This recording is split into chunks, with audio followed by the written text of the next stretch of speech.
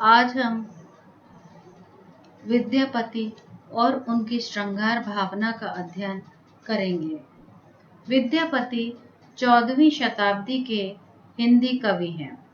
प्रारंभ में लोग उन्हें बंगला भाषा का कवि मानते थे, पर मैथिल भाषा में लिखी उनकी पदावली हिंदी काव्य रसिकों में इतनी लोकप्रिय हुई कि उन्हें मैथिल कोकिल विद्यापति कहा जाने लगा।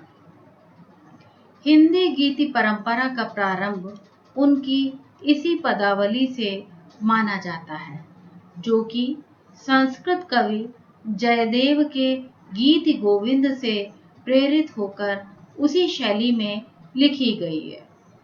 विद्यापति संस्कृत, अपभ्रंश एवं मैथिली तीनों भाषाओं में समान अधिकार रखते थे। आपने पदावली की रचना लोक भाषा मैथिली में की। विद्यापति ने राधा कृष्ण की प्रेम लीलाओं का चित्रण कर एक ओर तो हिंदी कृष्ण काव्य की पृष्ठभूमि तैयार की, वहीं दूसरी ओर उस गीति शैली को जन्म दिया जिसका प्रभाव सूर, तुलसी एवं मीरा के पदों पर कालांतर में दिखाई दिया। अयोध्या सिंह उपाध्याय हरिऔध ने विद्यापति के काव्य की प्रशंसा करते हुए लिखा है, गीत गोविंद के रचनाकार जयदेव की मधुर पदावली पढ़कर जैसा अनुभव होता है, वैसा ही विद्यापति की पदावली पढ़कर अपनी कोकिल कंठता के कारण ही उन्हें मैथिल कोकिल कहा जाता है। बच्चन सिंह ने विद्यापति को जातीय कवि कहा है। हरप्रसाद शास्त्री, आचार्य रामचंद्र शुक्ल, सुभद्रा झा, राम कुमार वर्मा, रामवृक्ष बेनीपुरी विद्यापति को श्रृंगारी कवि स्वीकार करते हैं। वहीं कुछ लोग उन्हें भक्त मानते हैं, जिनमें से प्रमुख हैं बाबू ब्रजनंदन सहाय, श्याम सुंदर दास और हजारी प्रसाद द्विवेदी। विद्यापति को रहस्यवादी कवि मानने वाले विद्वान हैं जॉर्ज ग्रियर्सन, नागेंद्र नाथ गुप्त एवं जनार्दन मिश्र।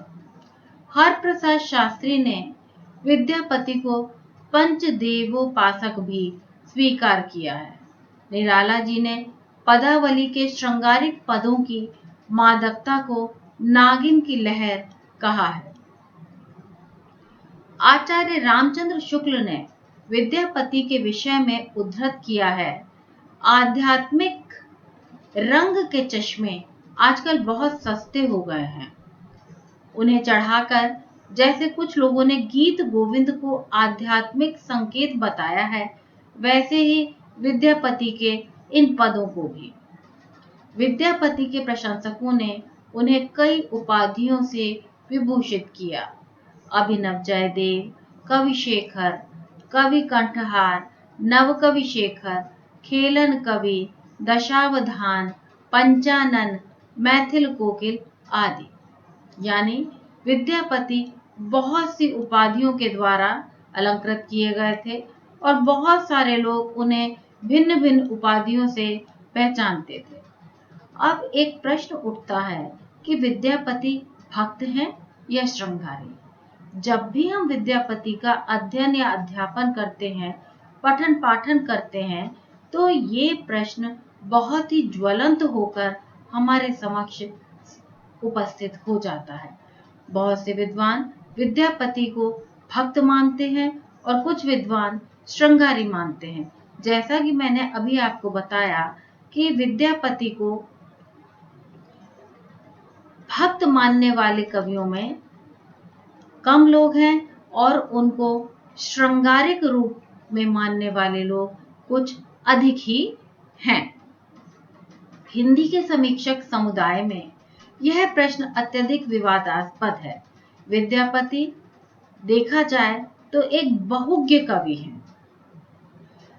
पदावली में तो आपने गीत गोविंद की परंपरा को अपनाते हुए राधा और कृष्ण को नायक नायिका के रूप में चित्रित किया है। कुछ पद ऐसे भी हैं जो भक्ति से संबंधित है। भक्ति के पदों में आपने शिव एवं दुर्गा की स्तुति की है, किंतु ऐसे कतिपय पदों के आधार पर विद्यापति को भक्त कवि प्रमाणित नहीं किया जा सकता। विद्यापति के काव्य का 90% अंश श्रृंगार से जुड़ा हुआ है। ग्रियर्सन को विद्यापति पदावली में मिलन बिछुड़न के स्वर देखने को मिले। उनमें उन्होंने जीवात्मा परमात्मा का स्वर कहाँ से खोज लिया, मेरी समझ में नहीं आता। मेरी दृष्टि में विद्यापति उच्च कोटि के श्रृंगारी कवि थे। अब हम विद्यापति की श्रृंगार भावना का अध्ययन करेंगे।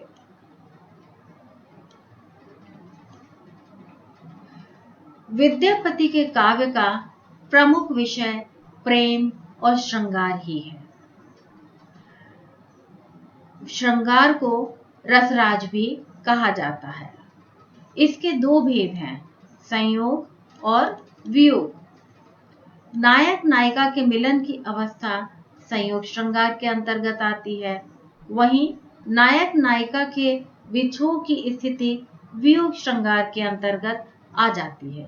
दूसरे शब्दों में कहें तो जब मिलन प्रसंगों की स्मृतियां हृदय को बेधने लगती हैं, शीतल बयार अग्नि का स्पर्श प्रतीत होती है और एकांत स्थिति काटने को दौड़ती है, यही स्थिति वास्तव में वियोग है।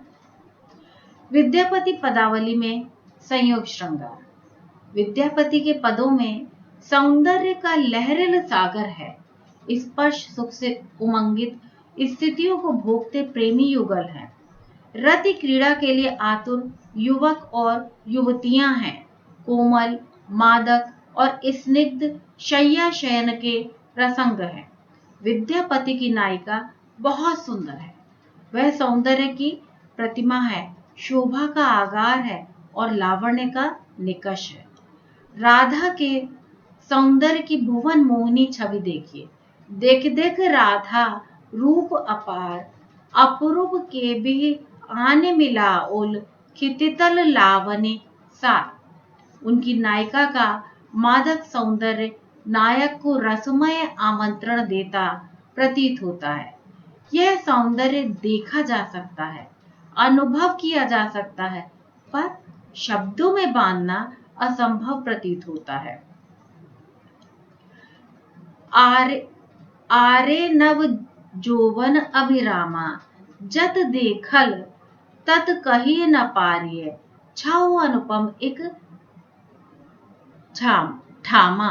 नायिका के सौंदर्य चित्रण के साथ साथ उसके कामोद्दीपक हाव भावों और चेष्टाओं के अंकन में भी विद्यापति अद्वितीय है। खनेखन नयन कोन अनुसरई, खनेखन नयन धूल तनु भरई, खनेखन दसन छटा छुट हास, खनेखन अधर आगे गहु बास। नायक नायिका के हृदय में स्थित सूक्ष्माति सूक्ष्म भावों का मनोवैज्ञानिक चित्रण करने में विद्यापति सिद्धहस्त है। प्रस्तुत पंक्तियों में संकेत स्थल पर प्रतीक्षारत कृष्ण की मिलनोत्कंठा का बड़ा मनोवैज्ञानिक अंकन किया गया है। नंदक नंदन कदम्बक तरुतर, धीरे धीरे मुरली बजाव, समय संकेत निकेतन बैसल, बेरी बेरी बोली पठाव। यहाँ पर बेरी बेरी बोली पठाव कृष्ण के हृदय की बेचैनी को भली भांति अभिव्यक्त कर रहे हैं। रति प्रसंगों, अभिसार प्रसंगों, प्रथम समागम के दृश्यों के अतिरिक्त विद्यापति ने रति गोपन विषयक व्यापारों का भी सजीव वर्णन किया है। कहा जा सकता है कि विद्यापति के संयोग श्रृंगार में सौंदर्य के जितने आकर्षक बिंब आए हैं, उनसे कहीं अधिक विलास की स्थूल छवियां भी आ गई हैं। वस्तुतः विद्यापति में रीति काव्य की समूची श्रृंगार परंपरा के बीज निहित है। विद्यापति पदावली में वियोग वर्णन। विद्यापति पदावली में विरह के पदों की संख्या भी कम नहीं है, पर बहुत अधिक भी नहीं है। उनका मन वियोग के चित्रांकन में उतना नहीं रमा जितना संयोग के चित्रांकन में लगा। वियोग वर्णन में कवि वासना के स्तर से ऊपर उठकर भाव जगत में प्रवेश कर गया है। उसकी दृष्टि हृदय तल अंतर्वृत्तियों के उद्घाटन पर अधिक रही है। पदावली में वियोग की स्थिति तब आती है जब कृष्ण मथुरा प्रवास के लिए तत्पर होते हैं। राधा को कृष्ण का मथुरा जाना रुचिकर नहीं लगता। पहले तो वह संकोचवश चुप रह जाती है, फिर उनसे रहा नहीं जाता। वह अपनी सखी से कहलवाती हैं, पर कृष्ण पर कोई प्रभाव नहीं पड़ता। देखकर वह अपनी समस्त लज्जा को त्याग कर उन्हें रोकने की चेष्टा करती हैं और कहती हैं, माधव तोहे जनु जाहि विदेश। माधव तोहे जनु जाहि विदेश, यानी हे माधव आप विदेश मत जाइए। पर इससे क्या उन्हें रोकने में राधा जी को सफलता प्राप्त हो पाती है? नहीं। जब उन्हें सफलता प्राप्त नहीं होती तो वह दुख के कारण हरि हरि कहकर चेतनाहीन हो जाती हैं। कृष्ण के मथुरा गमन के पश्चात राधा उनके आगमन की प्रतीक्षा में दिन रात गिनती रहती है। इस प्रक्रिया में उनके नाखून घिस गए हैं और आंखें सूज गई हैं। सखी मोर पिया अबहु न आउल कुलिस हिया, नखर खुआ ओलू दिवस लिख लिखी नयन, अंधाउल पिया पति देखी।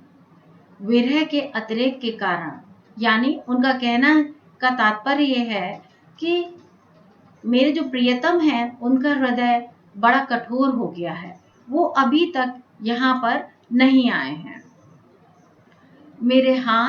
मेरे हाथों के नाखून लिख लिख करके, दिनों की गणना कर करके खराब हो गए हैं और मेरी आंखें उनका रास्ता देखते देखते अंधी हो गई हैं। इसके पश्चात हमें यहीं पर कबीर की पंक्तियां भी याद आती हैं। अंचड़ियां झाई पड़ी पंथ निहार निहार, जीवड़िया छाल्या पड़ा राम पुकार ही पुकार। यानी कहने का तात्पर्य ये है कि विरहणी चाहे किसी की भी हो, उसके मन की पीड़ा एक सी ही होती है। जब वह प्रियतम को प्राप्त नहीं कर पाती है, प्रियतम के दर्शन नहीं कर पाती है, तो फिर उसका हृदय कराह उठता है। विरह के अतिरेक के कारण विद्यापति की नायिका अत्यधिक संताप व त्रास झेल रही है। उसे रह रहकर ख्याल आता है कि प्रिय के अभाव में यौवन और यौवन के बिना तन व्यर्थ है। जोबन बिनु तन, तन बिनु जोवन, की जोवन पिय दूरे। प्रियतम के बिना प्रकृति के विविध उपकरण भी उसे पीड़ा पहुंचा रहे हैं। जो शीतोपचार काम में लाए जाते हैं वे भी अनुकूल नहीं पड़ रहे।